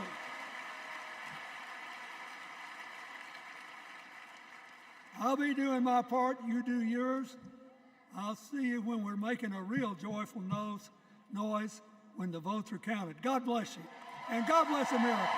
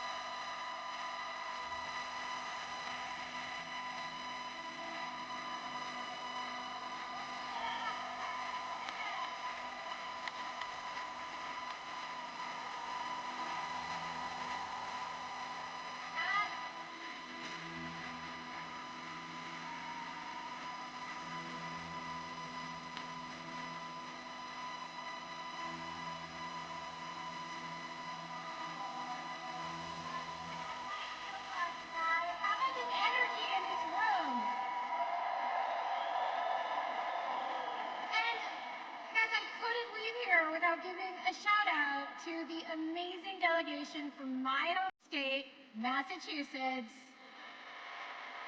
I love you, Massachusetts. Everyone is always hating on us, but they just don't get it. Go Sox! Go Jason Tatum! Ben Affleck, hang in there! Dunkin' Donuts is the best coffee in the world. Okay. Our next speaker needs no introduction. She was the first woman to ever serve as Speaker of the House. Yes, you know what's coming. This woman was doing Brat before Brat was Brat. The mother of dragons. Please welcome Nancy Pelosi.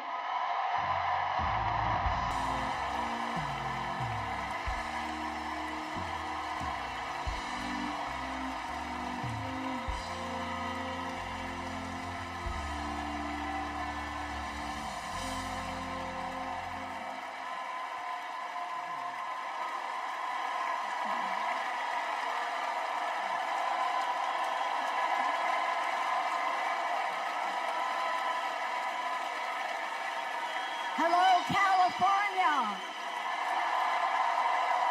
Hello, Maryland. Hello, Democrats.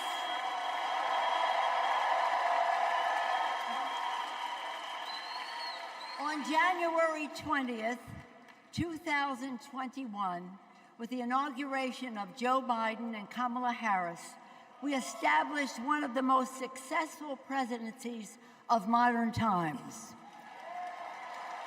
And we quickly proved that Democrats deliver. Millions of jobs, stronger infrastructure and rural broadband, a Biden child tax credit, rescuing human pensions, honoring our veterans, bold climate action, lowering the cost of prescription drugs, all thanks to President Biden's patriotic vision of a fairer America, doing so with liberty and justice for all. Thank you, Joe.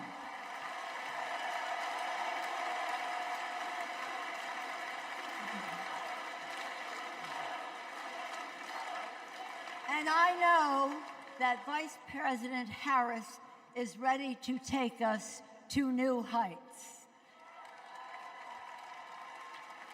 I've known Kamala Harris for decades. Personally, I know her a person of deep faith, which is reflected in her community care and service. Officially, she is a leader of strength and wisdom and eloquence on policy, most recently demonstrated fighting for women's right to choose. Politically, she is astute and strategic in winning difficult elections, quickly securing the nomination with dignity and grace, and choosing Tim Walz as our vice president. I had the honor of serving with Tim for 12 years in the Congress. He united Democrats, Republicans, and independents to turn a red district blue. He showed courage when he came to Congress in voting for the Affordable Care Act, meeting the needs of his constituents despite Republicans' lies and misrepresentation. When he went home, won the election, he returned to Congress. He fought for our Americans' heroes as the Democratic leader of the Veterans Affairs Committee. Thank you, Tim.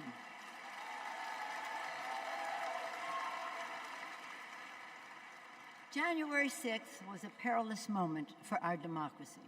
Never before had a president of the United States so brazenly assaulted the bedrock of our democracy, so gleefully embraced political violence, so willfully betrayed his oath of office. Let us not forget who assaulted democracy on January 6th. He did. But let us not forget who saved democracy that day. We did. And thank God we had a Democratic House of Representatives then. We returned to the Capitol that very same night. We insisted on certifying the election results on the floors of the House and the Senate. And we demonstrated to America and to the world that American democracy prevailed.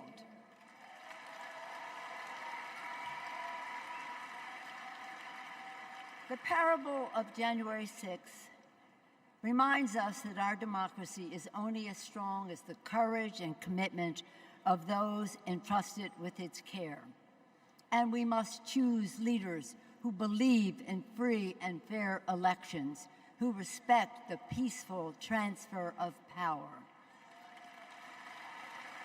The choice couldn't be clearer. Those leaders are Vice President Harris and Governor Walz.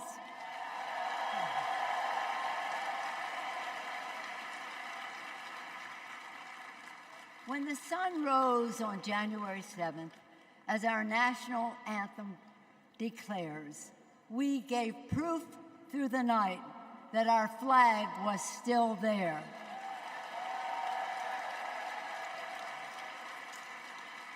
Now, in this election, we are called upon to do the same, to stand together, to reject autocracy, to choose democracy, and we will do so by electing a Democratic House with Hakeem Jeffries as Speaker of the House,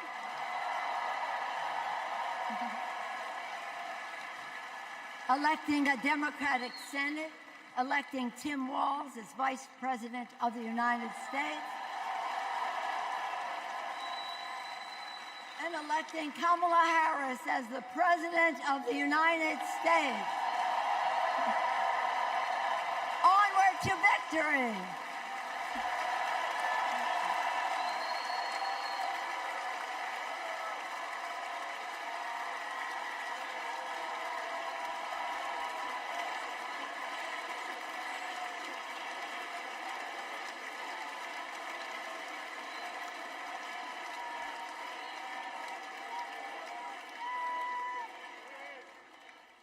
Please welcome Alexander Hudlin, Jasper Emhoff, and Arden Emhoff.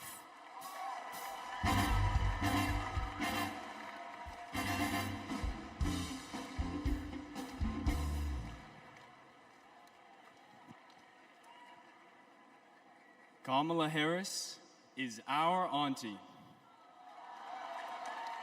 She'll be a president who cares for all of us.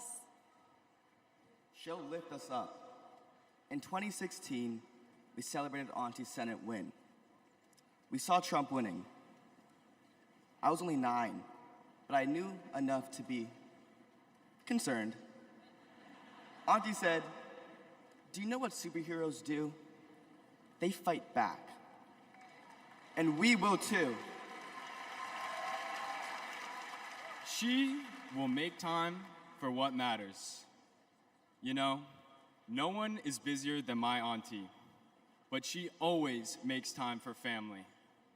From moments as simple as cooking and sharing a meal, to exchanging stories and jokes.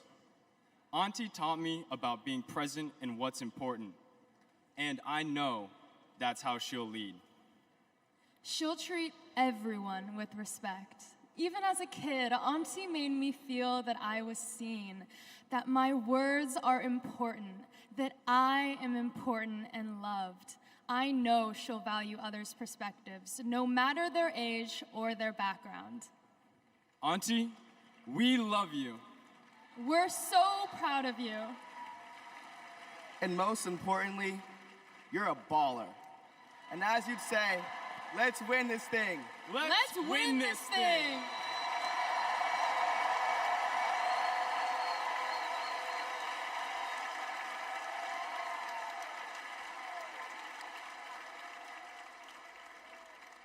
Please welcome nominee for U.S. Congress in California, Lateefah Simon.